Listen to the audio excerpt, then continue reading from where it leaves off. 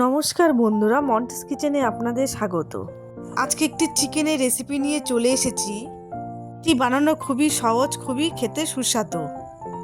চলুন তাহলে দেখা যাক কি কি নিয়েছি। এখানে চিকেন একটু ছুরির সাহায্যে একটু চিড়ে নিয়েছি। এবার এর মধ্যে দিয়ে দেবো স্বাদ মতো নুন, গোলমরিচ গুঁড়ো, আদা রসুন পেস্ট,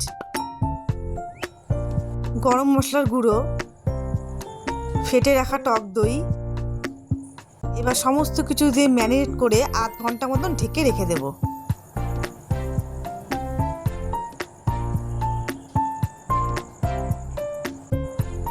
এবার একটি কড়াইয়ের মধ্যে গোটা গরম মশলা আর গোটা জিরে একটু হালকা ভেজে নেব। ভাজা হয়ে গেছে, এবার এটাকে গুঁড়ো করে নেব। এবার কড়াইয়ের মধ্যে বাটার দিয়ে বাটারটা গরম হয়ে আসলে এবার একটা একটা করে চিকেন ছেড়ে দেব।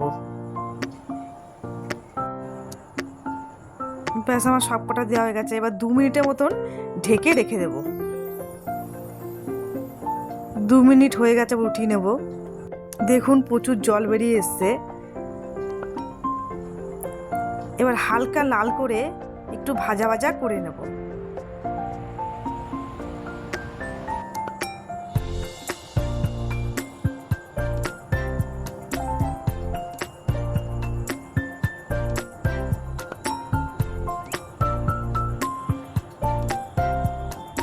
ব্যাস, আমার হয়ে গেছে দেখুন।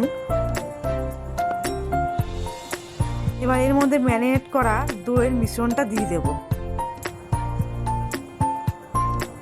এবার দিয়ে আবার একটুখানি ভালো করে কষিয়ে নেব। এবার উপর দিয়ে দিয়ে দেবো গন্ধরাজ লেবুর পাতা। এবার দিয়ে দেবো গরম মশলার গুঁড়ো আর ভেজে রাখা গোলমরিচ ও জিরের গুঁড়োটা। এর মধ্যে গোটা গরম মশলা ব্যবহার করিনি, গুঁড়োই ব্যবহার করেছি। প্রথমে মেখে রাখার সময়ও দিয়েছি আর এখন একটু সামান্য একটু দিলাম। আপনারা পরিমাণ মতন ব্যবহার করবেন। এবার এর মধ্যে একটু কর্নফ্লাওয়ার একটু গুলে দিয়ে দেব। দিয়ে আবার একটু নাড়াচাড়া করে দিয়ে দেব স্বাদ মতন চিনি। এবার 1 মিনিটের মতন একটু ঢেকে রেখে দেব।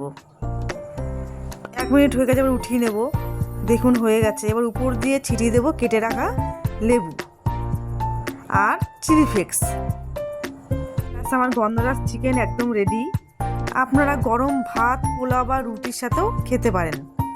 এবার ঘরে বাড়ি দেখতে পারেন, খেতে ভীষণ স্বাদ। আপনাদের কাছে একটি অনুরোধ রইল যে আপনারা যদি ফেসবুক থেকে দেখে থাকেন তাহলে ফলো করে দেবেন, আর ইউটিউব থেকে দেখে থাকলে চ্যানেলটিকে সাবস্ক্রাইব করে দেবেন।